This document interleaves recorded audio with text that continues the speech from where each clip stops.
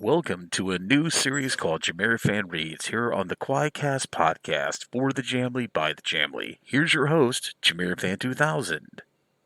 What is up, ladies and gentlemen of the online Jamly? This, of course, here's JamiroFan 2000 with yet another episode of the QUAICast, a Jamiroquai podcast for the Jamly by the Jamly. This is going to be the first episode of a brand new series here on the QUAICast where I'm going to be taking a look back at some of the best interviews in print with JK and various band members of Jamiroquai. Of course, we know that 2022 will be the 30th anniversary of Jamiroquai's history as a band and their influence on an amazing music industry. So I thought I'd do some special episodes of the QUAICast to celebrate 30 years of Jamiroquai by doing some more read-throughs of some of the best interviews that I can find online. And in this case, this will be one of several great interviews that I found on the classic Jamiroquai Articles Archive, which is part of one of the original old fan websites of the early online Jamly from back in the late 90s and early 2000s on a site called the Jamiro site. This first article will be from the Face UK Music Magazine from November of 1994 in an article called Lost in Space written by Andrew Smith. I'm going to start reading the article right now. JK shouldn't really be telling me the shit like this. He and his band make no mistake, it is his band, have been working hard lately. Last Friday, they finished their second album. On Sunday, they filmed the video for their first single. On Monday, they were due to leave for a week's much-needed vacation in a shared Majorca villa. Trouble is, this is the record company conference season, when all their major players gather their foot soldiers together for a day or two of backslapping, vigorous shaking of hands. Crucial to the success of these jamborees is a liberal sprinkling of stars. Jay, being currently one of Sony's biggest, was expected to attend, but he didn't want to go, but the pressure was intense. In the end, Sony agreed to send a helicopter to ferry the Jamiroquai party to Torquay. It must have been quite a do. Manager Kevin and drummer Derek McKenzie gleefully describe how they went outside for a fag, then watched in astonishment as a fleet of limos rolled up, whereupon a small army of men in black suits and shades leapt out and spent several minutes casing the area, lest a sniper be hiding behind a bush or something. Had Bill Clinton turned up unexpectedly? No. Eventually, Mariah Carey stepped out and floated across the pavement into the building. Yeah, laughs Jay. It was basically an homage to Mariah Carey and her husband, Tony Mottola, Sony president and chief executive officer. At one point, I thought she was going to go into the God bit. We have had enough of that with a certain artist at the Brits. I just remember this guy going up, sniffing profusely. You know, I'd like to thank God and Columbia and the little people who pick the leaves. These things are so funny. Mariah was going... And I couldn't have done it without all you guys in England. You all worked so hard for me, like so that I can cruise up in a V12 Merc and eat one course of lunch and then bugger off. Jay laughs louder. And I thought I wanted to give her one. He always goes and spoils it, doesn't he? But the band had a good time, watching artists such as Cyndi Lauper present awards at the company tennis and fly fishing champions, rancorously cheering performances by Michael Ball, generally behaving well as a band should. What fun. Until that is, the celebrations had ended and Jay and co. found their helicopter and had flown away to be replaced by a scrappy little minibus, which smelt as though someone had puked in it. The road to megastardom is not necessarily a bed of roses. No one knows this better than JK. It's easy to see why Sony wasn't keen to let Jamiroquai be excused from the conference. It had been less than 2 years since their first single, When You're Gonna Learn, was released on the Acid Jazz label. To a club hardcore beginning to choke on an enforced diet of unmitigated house, it's still loath to accept techno as an alternative. Its fizzing, popping bass lines, snatch beats, and razor-sharp horn patterns tasted sweet. Sweetest of all, though, was the singer's agile, ardent voice, which sounded to be most like a female Stevie Wonder. It turned out, of course, to be a boy, a cocky 22-year-old Londoner named J.K. If he could talk like he wanted to walk it, with the consensus, he was going to be big. By the following June of 1993, J.K. was big. His maiden album, Mercy on Planet Earth, had gone straight into the charts at number 1, and he was being hailed as Britain's latest potentially huge star talent. But if Jay had been, in the words of one music writer, a pop star waiting to happen, he was also a backlash waiting to happen. He was accused of plagiarism specifically, of wantoning, ripping off Stevie Wonder and musical colonialism.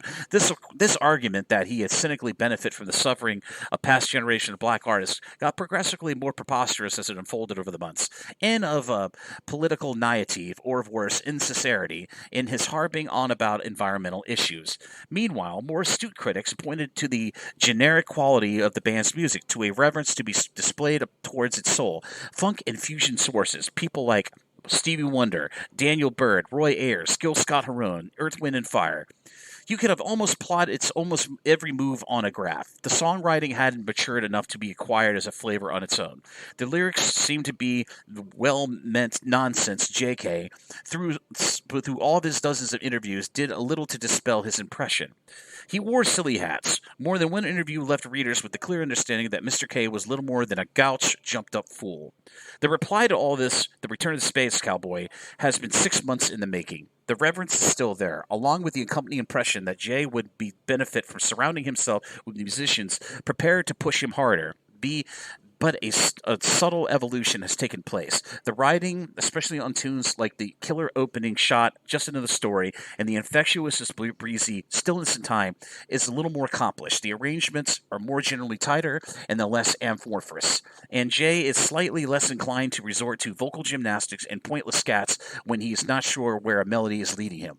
Additionally, many of the lyrics betray on explicitly personal content. There's still no bearing of souls. Jay's not ready for that, going all his way to maintain a certain detachment, a coolness that's a million miles away from much of the soul he so admires. Nevertheless, it's far more satisfying than the vague utopian generalizations of yore. Some of the subterfuge, then, has been stripped away. Return of the Space Cowboy is not the best album JK is capable of making, though it could very well be the best album of this incarnation of Jamiroquai will make, but it's the first tentative step forward. Is JK, as he's somewhat deferentially known in the Jamiroquai camp, growing up? We made it to the villa near Formentor on the northern tip of Majorca, and Jay's not there. He's gone for a spin in his swish black 1972 BMW, having preferred it to his new Aston Martin DB8 on this occasion. Jay likes motoring and by all accounts is still something of a psycho behind the wheel. It was a terrible trip, he would say now later. We ran out of petrol in Barcelona and we weren't what you call in 4-star in Spain, he said unleaded surely. Then we would fall asleep and got locked in a ferry car park. I took much longer than when I was in the Remy one time, but when the weather was better, I was doing 100 and 150 most of the time. Suddenly there's a rumbling in the distance, a throaty roar that gets louder until finally the BM drives up and JK leaps out, all grins and finger popping. Sorry I forgot about you, he says, though you get the impression that he was improvising here. Trying to hold a conversation with JK is every bit as bizarre, as frustrating as an experience as he's reputed to be. He talks loudly at a dizzying rate of knots, never finishes a sentence, never answers a question directly. Trains of thought twist and meander in all sorts of bewildering shapes, often culminating in fits of giggling or a burst of a song. Sometimes he'll jump up and start dancing and prancing around in the little porch. After 5 minutes, you'll find yourself wondering whether this is the result of instinctive caginess, born of his days as a small-time drug dealer and hustler. This shady past is confirmed by people who've known him. It's not all colorful myth-making, except that just as you thought you entered your head, he'll go and lay some gargantuan indiscretion on you. Perhaps his brain has just simply gone too far, been fried like an egg under a blowtorch. Then again, maybe he's just a boy who's forced to grow up too fast, and he's been indulged too much. The thing you have to remember about Jay, suggests one old mate, is that for almost 18 months, every day has been his birthday.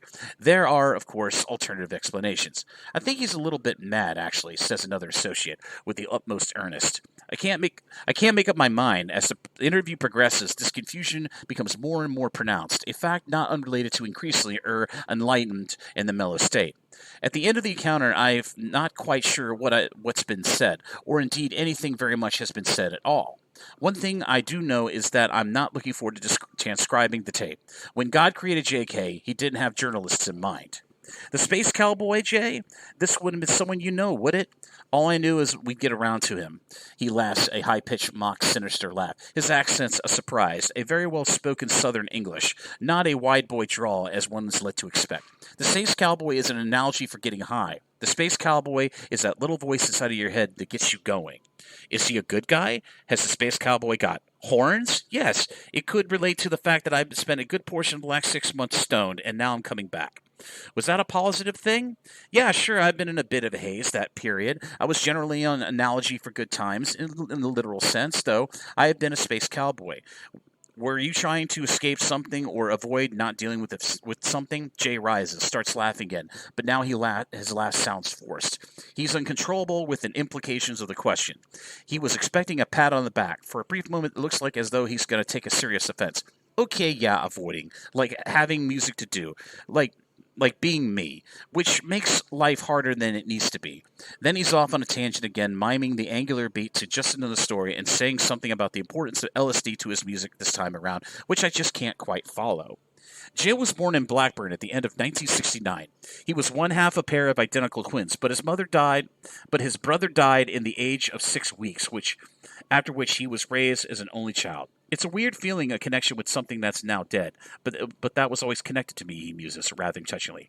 His father, who would have never known, was Portuguese. The band was originally going to take their holiday in Algarve, but Jay thought it might try and contact his dad to see if he was there.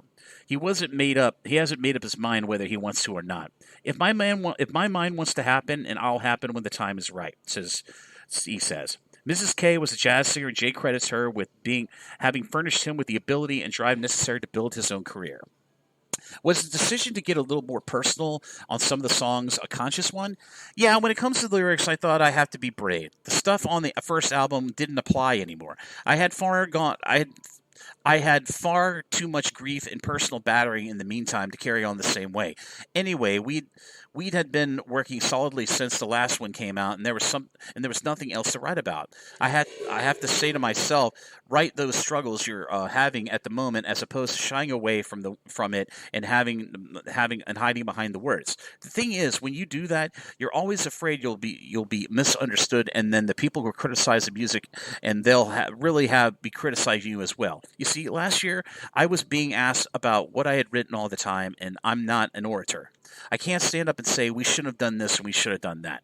Isn't that exactly what what you were doing on Emergency Planet Earth, though? Songwriters often seem to resort to politics when they have got nothing to say on their own, and then they start backing off of themselves. What's the point of a song whose lyrics could be spoken straight out as part of a conversation in a pub?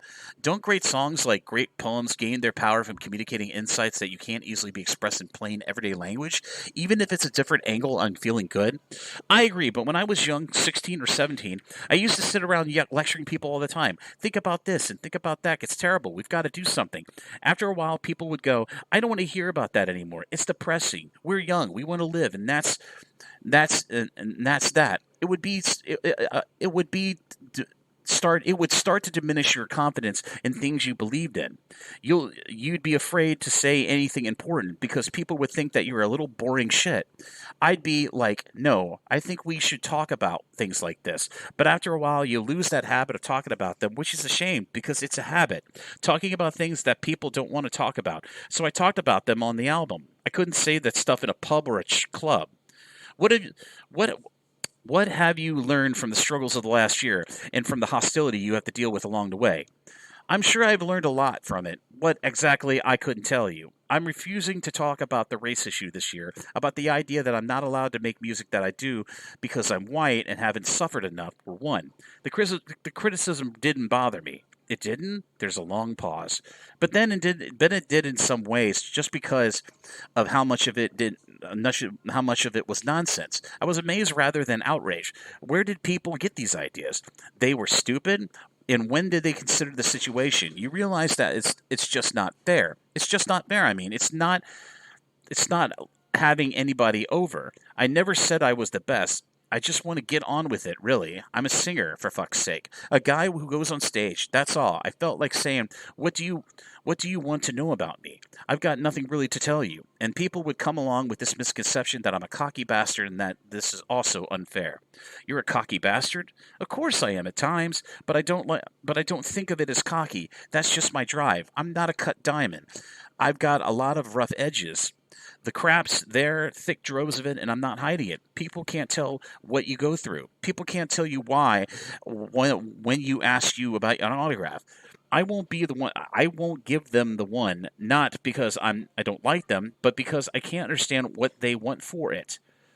at 4. People don't understand the conflicts that enter your life, the guilt trips about success and having money and shit. After a while, they just don't get, they do get to you a little. But when people were being cynical of me, I was like, yeah, I thought of that ages ago. Tell me something I don't know. In the end, I thought, fuck it, fuck it, fuck it. I'll just believe in myself. Jay is almost sputtering with what appears to be a combination of anger, pain, and righteous indignation. That stuff did hurt. Are you ever prey to self-doubt, Jay? No, I think I've got an intrinsic fear of losing, that's all. I don't mean losing a game of cards. I mean losing on the whole process of life, of being frustrated about life and left behind. He gets up again, starting singing along with the music that's wafting through the doors from the inside the villa. Embarrassingly enough, it's Stevie Wonder. Is it the fear that drives him? Probably. I think it comes from being an only child, having only a mother and no one else. No one else. I have blood relations apart from her. Why is that? My mom was adopted at 6. Her mom died when she was that age as a result of multiple sclerosis. She was also looking after her mom, who was in a wheelchair from that age of 4. She's a worker, my mom, so I have this thing about work, about doing things right. I followed mom around when I was younger, when she was a singer. I was always like, I'm only you, son. You've got to do it for yourself. I want to make some ground. My mom's been fucked over by various things in life. She's talented and she worked really hard, and now she gets what she deserved and want to make sure I get it. Are you close enough to each other? Yeah, we're very close. I went through a phase where I was always angry with her, where I got ripped apart, really ripped apart. It's difficult. I'm a Capricorn and she's a Cancer. Then we would go back together. I think she started to see what I was doing. The last gig we did at Brixton Academy was the first of mine she had been to. Were you proud? Oh, absolutely, because I was showing my mom that what I did. For a long time, she had my backup, and when we started to do well, I was excited, and she showed no feelings at it at all. I was like, come on, I'm doing my thing now, be pleased. She only stayed for 3 numbers, and then she was gone. I quite admired her for that. We had this kind of relationship. I just want her to be proud. There was a time when I don't think she was. That hurt. I did. It did. Whether this is where it comes from or not, the drive Jay summons from somewhere is awesome, and if you happen to be in the band, no doubt little intimidating. When he talks about the producer who was packing early on, or about Nick Van Gelder, the drummer who has since been replaced, there is a mercy in his voice. Nick's focus and attitude weren't right. He was filling all the space. You can hear it on the last album. Everything was rushed, and it's as simple as that. Jay is a perfectionist, prone to bouts of impetuosity, and known to be difficult to work with. The second record is reported to be in his name. The other musicians operating as paid session musicians. They may be sacked at any time, but this must make for an insecure working environment, one where people are reluctant to criticize or disagree. The last year has undoubtedly hardened Jay. I don't want to see compassion. I don't want to see people get a fair deal, he says. Oh, no, I'm sorry. I don't want to see compassion. I do want to see people get a fair share, he says. I don't want to see people try to make it all about greedy bastards. I'm not like that. I'm not an unfair person, and I'm not a greedy man. I won't cut my throat, though, because others are trying to cut my throat all the time, and it's taken for this long to get friends around me who is trustworthy. People are trying to cut your throat? Yeah, from the word go. When I'd written a song and I played it for someone and they'd be going, yeah, right, and take it off the machine and think it's a piece of shit, I'd be like, ouch, that hurt. Then my wall goes up. This business is pretty fucking horrible. You have to be ruthless at times with people. I noticed that even on the new album, you don't seem to be writing about relationships. That's because I don't really get any going. Why? Is it a question of time? In a way, it's a question about maybe not being able to put the commitment in like that I'd like to. It's just a complication I don't need in my life. Having tried relationships? Oh yeah. Did you know that they made me behave in ways that I didn't want to? Yes, a bit of a wanker, really. I tried to put girls off. I began to realize because I wanted to do my own thing. Are you sure that that's what it was, astonishment. Yeah, it's a cling factor that cannot occur. I cannot operate properly like that because I feel I have an obligation. Be nice. Not that I'm not nice, but to me, I to have somebody with me, it's a different kind of niceness that I want to show. I don't want to show average niceness because that would be average. If I'm going to get down with someone, I'm going to get down with them. I'm going to get down with them. I'll know when it happens because it'll just go click. Just like that. Yeah, you see, I never take for granted that I'm going to be around at 60. I may not last that long. That may be why we're getting a chance now, because allowed to do that when we want to. You are best to get as much as you can get now. At this point, the door to the porch swings open and more music wastes in by now in the night air. It's this time it's Daniel Bird, AO 2.5-year-old son of Jamiroquai's manager Kevin, toddles out and comes to Jay's knee. He likes Jay, especially when he sings to him. Just AO Jay has nothing to prove. He goes inside and plays some football with the child. He seems happier there.